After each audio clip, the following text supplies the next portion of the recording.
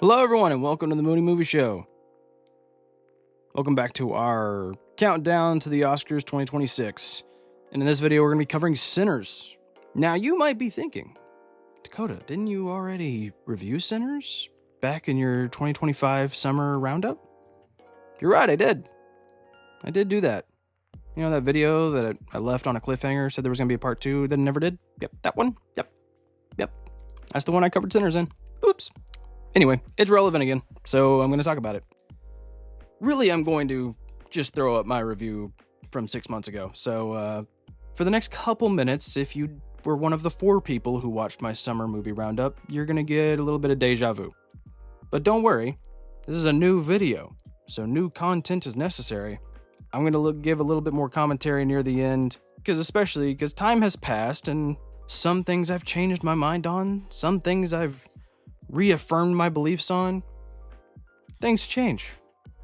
So, for the moment, here's my review back last summer of Sinners. Let's talk about Sinners. Sinners is Ryan Coogler's new horror movie. I use the word horror kind of lightly. I don't think this is necessarily a horror movie. It's got some scary scenes, but whatever. Anyway, the plot. In 1932 Mississippi, 2 twin brothers, Smoke and Stack, both played by Michael B. Jordan, return home from a mob life in Chicago to open up a juke joint for their community.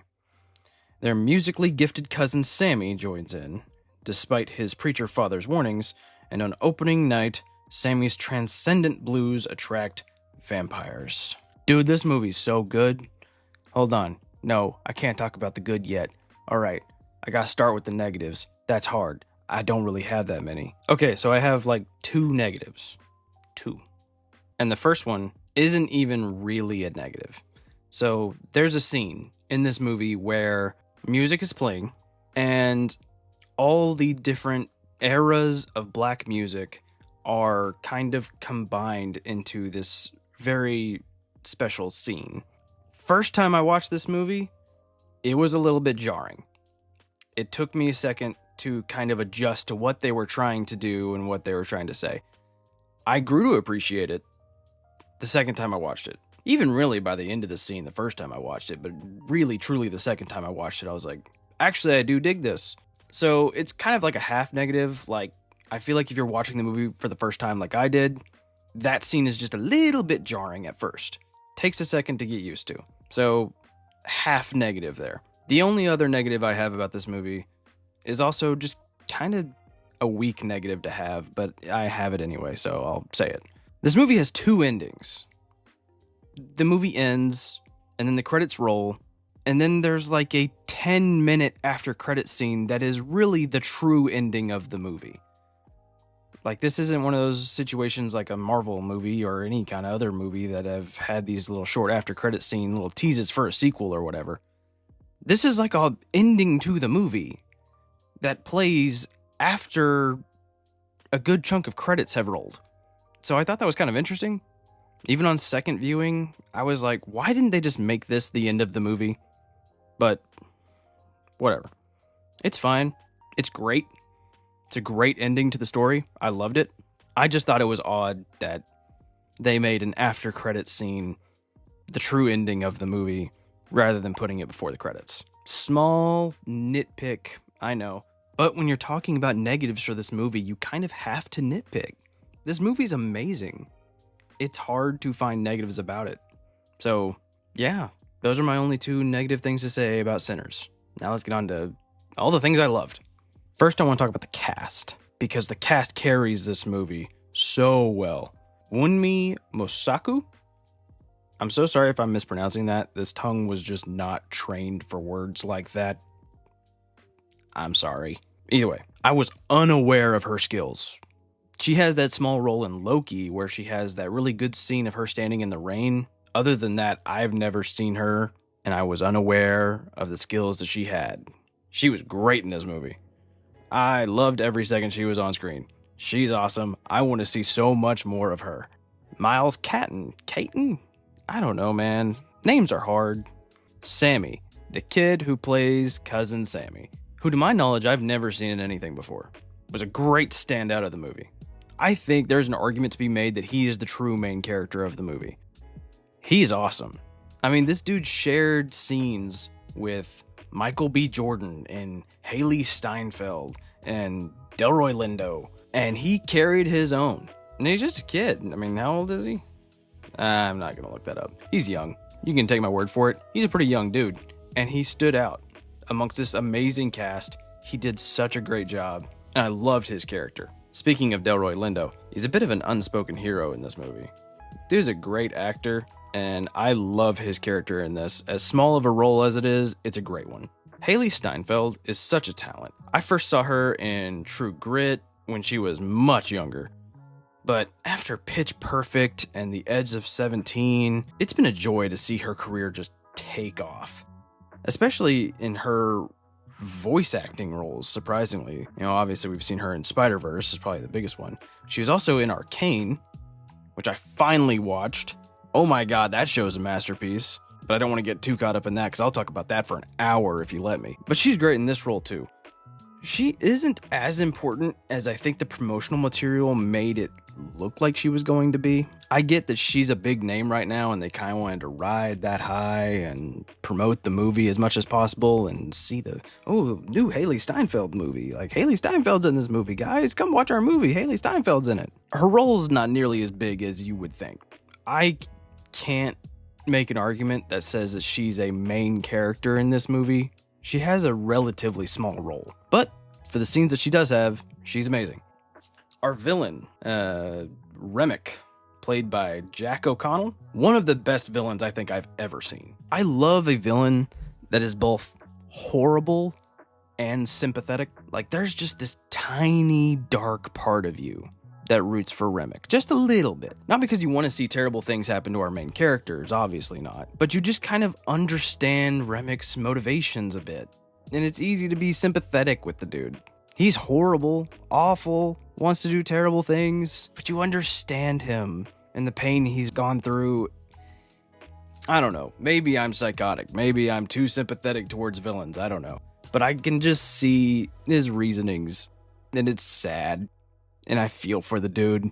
Doesn't change the fact that he is a terrifying villain. He's a really, really good villain. He's scary as shit. But yeah, I was a big fan of Remick. Big fan of Remick.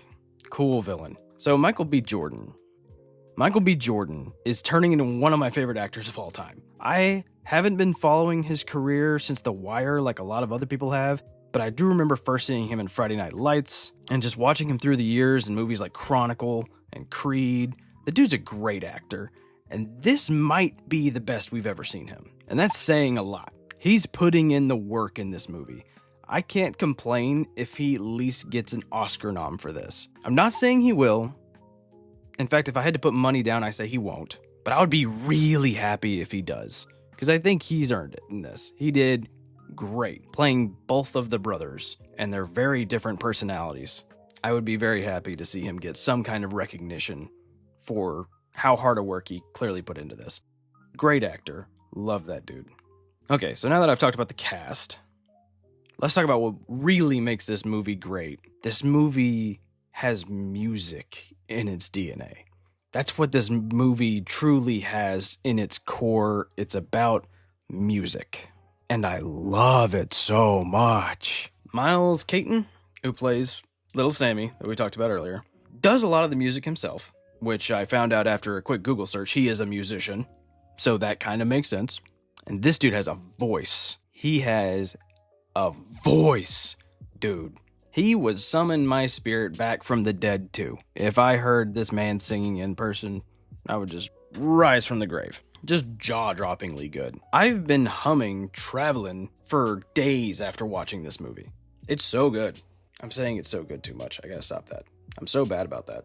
And one of my personal favorite moments of this movie, I can't not talk about. I've been into Irish music since I was like a sophomore in high school, and there is a version of Rocky Road to Dublin in this movie that is one of my favorite scenes of the movie. I knew, like, the scene that is happening, like when the scene that leads up into that scene, I thought I heard it in the background after like one or two lyrics. I was like, oh my god, are they doing Rocky Road to Dublin?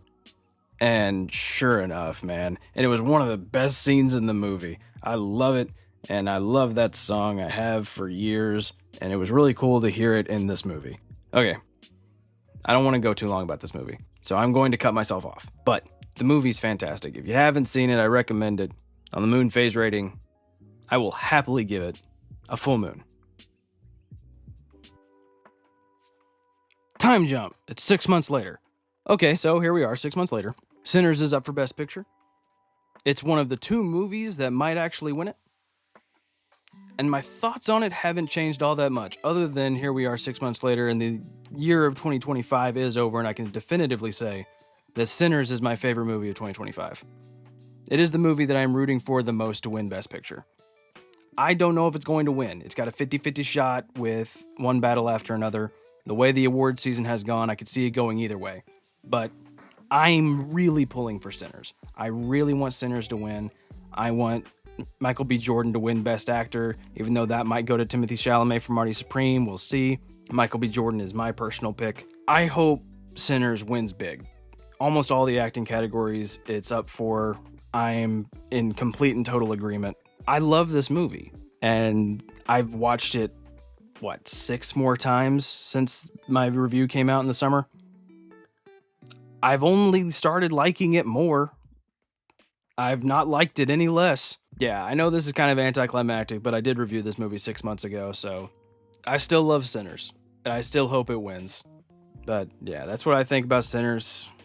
If you like this video and you want to watch more, watch more.